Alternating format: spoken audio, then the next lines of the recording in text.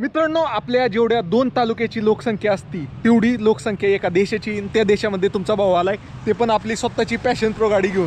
तर मित्रांनो, मी आहे आता भूतानमध्ये, आणि भूतानमधील आपण फुनसिलिंग या गावामध्ये, या सिटीमध्ये.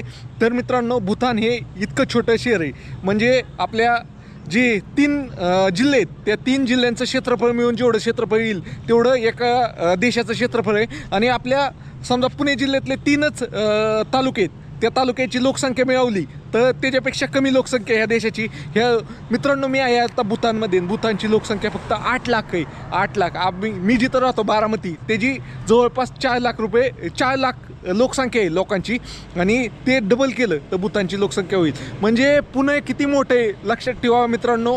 पुण्याचे एवढं मोठं आहे, आपला देश किती मोठा आहे, आणि भूतान हा एकदम छोटा देश आहे. आणि त्यांना गर्दी अजिबात आवडत नाही, त्यांना लय लोक आवडत नाहीत, त्यांना लय टुरिस्ट आलेले आवडत नाही, त्यांना मोकळं ढाकळं राहायला आवडतं. घराला घरं खिटून नाही, गाड्यांना गाड्या नाही. आता हे पाहू शकता, हा रोड आहे, हा नॅशनल हायवे त्यांचा, आणि तरी ह्याच्यावर गर्दी नाही आहे. अशा प्रकारचं आहे मित्रांनो. आणि त्यांचे तुम्ही मागं व्हिडिओमध्ये पाहिलं असेल, नाही तर पुढं पाहताल, त्यांचे इथं नाही वे टुरिस्टचे जे ही आहे ना फी इतकी माग आहे की इथं येणं सगळी अफोर्ड करू शकत नाही आहे.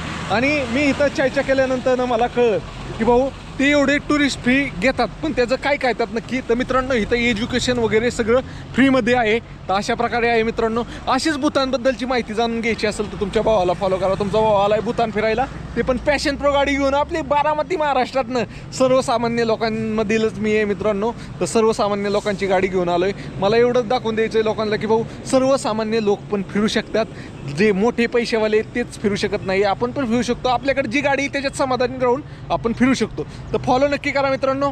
चला, बाय बाय.